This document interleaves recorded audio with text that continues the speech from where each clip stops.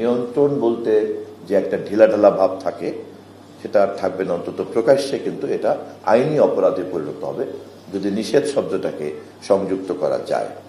আমি সংসদে প্রথম অধিবেশনের জন্য আমার যে প্রস্তুতি গ্রহণ করছি তার মধ্যে এটাও একটা আমার এজেন্ডা হিসেবে আছে।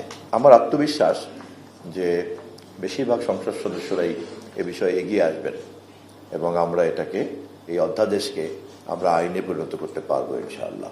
আমাদের আলোচনা করা উচিত যে এই আইনটা যদি আমরা পালন করতে পারি, তৈরি করতে পারি, এরপরে এর প্রয়োগের দিকটা সম্ভবত মুর্তজা হায়দার লিটন বলেছেন, না কে বলেছেন, আইনের প্রয়োগের জায়গা থেকে এখানে, হ্যাঁ সৌরভ ভাই বলছেন, এইটার বিষয়ে আমি আত্মাকে এবং প্রজ্ঞাকে অনুরোধ করব যে আপনারা অ্যান্টিসিপেট করেন যে আইনটা হয়ে গিয়েছে, এখন আইনের প্রয়োগের ক্ষেত্রে এটাকে কি করা যেতে পারে, এবং সেখানে আপনারা যদি সরকারের জন্য সহযোগিতা করার জন্য একটা পূর্ব প্রস্তুতি সম্পন্ন করে রাখেন, তাহলে হেলথ মিনিস্ট্রি আমার মনে হয় এটা গ্রহণ করবে খুব দ্রুত, সুবিধা হবে, সহযোগিতা হবে।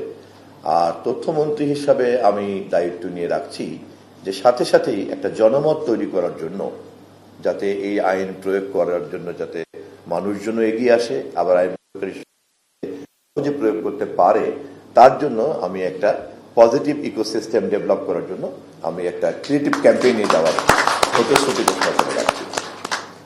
আমার এখানে সংশ্লিষ্ট কর্মকর্তা তথ্য মন্ত্রণালয় যারা আমার সঙ্গে উপস্থিত আছেন, আমি তাদেরকে এই বিষয়ে এখন থেকেই নির্দেশ দিয়ে রাখবো। আমি সচিবালয়ে গিয়ে আমি সচিবকে বলে রাখবো কথাটা, যে আইনে পরিণত হলেই আমরা একটা বিশেষ ক্যাম্পেইনের ব্যবস্থা করব।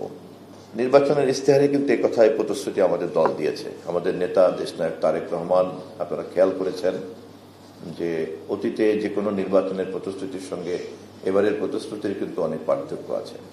আমরা চেষ্টা করছি মানুষের কাছে এই বার্তা দিতে, উই মিন বিজনেস, আমরা এই বার্তা দেওয়ার চেষ্টা করছি।